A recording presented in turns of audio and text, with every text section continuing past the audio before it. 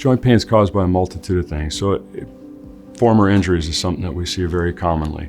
You've damaged your cartilage. A lot of times it happens when people are young. That cartilage damage starts to break down over time. Less cartilage you have, the less space you have, the more inflammation, more friction that happens inside the joint. When that inflammation takes place, it basically sends a signal back to your brain that elicits pain. Typically, the worse the damage is, the worse the arthritis is, the more pain we have. Every step you take when it comes to your hips or your knees, so obviously your body weight plays a role, simple physics, chosen activities like high impact sports versus biking and swimming, which is kinder on the joints, injuries like meniscus tears, ACL tears, and the like, fractures that go into the joint, all those things damage the cartilage and can accelerate the degeneration and breakdown of the cartilage, which is essentially what arthritis is. There's a lot more grinding with shoulder movement. The ball stops being shaped like a sphere and starts to become more like a mushroom and eventually almost square as the bone spurs deform that.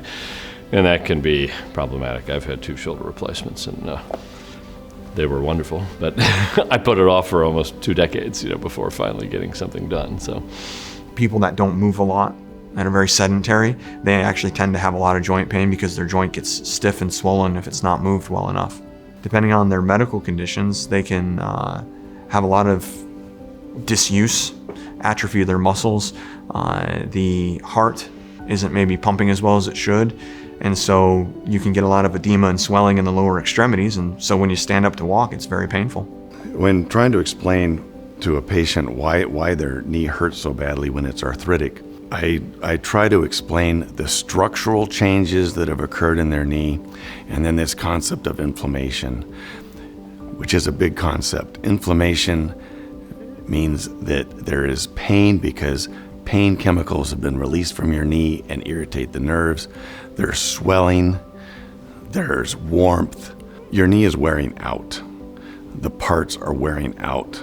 The surface, the bearing surface, which should be smooth and soft, has become rough and ragged, and it goes in stages. It might just be a little fuzzy like a tennis ball or a peach, and then it will start to lose more cartilage and become pitted like a golf ball, and then pieces will start peeling like an orange, and then it's down to bare bone. And when it's bare bone, you have no padding at all.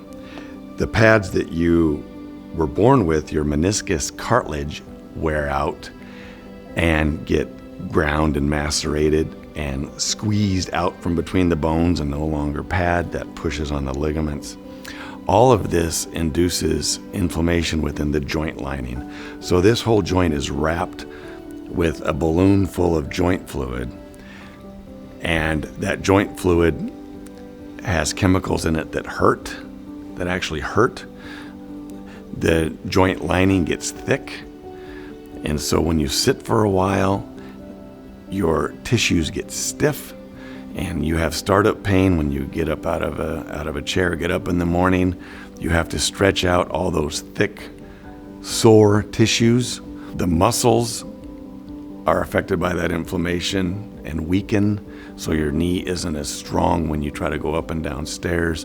Definitely not one cause for joint pain. Sometimes it has to do with tendons and ligaments around the joint. Shoulder, very common. You can get inflammation. You can get something called shoulder impingement, not necessarily arthritis, where you've got just a chronic inflammation going on that causes pain, and the joint may be completely normal, no signs of arthritis. So we see different types of tendonitis around the knee. We see tendonitis around the hip as well. So a lot of times it's not just arthritis. There's other things that can cause pain. So there's this constellation of structural changes and chemical inflammation that causes various types of pain. Sharp pain when you're bone on bone, aching pain because your tissues are thick and warm and inflamed and don't stretch as well as they should. So you have startup pain. It hurts in the middle of the night, every night, and these pains get worse with time. And we try to minimize the pain with different medications and ice and stretching and strengthening so that you're not weak and stiff. but eventually it becomes end stage, and that's when you need to consider a knee replacement to give you new surfaces that don't induce inflammation, and so the tissues get softer and more limber and don't hurt as much.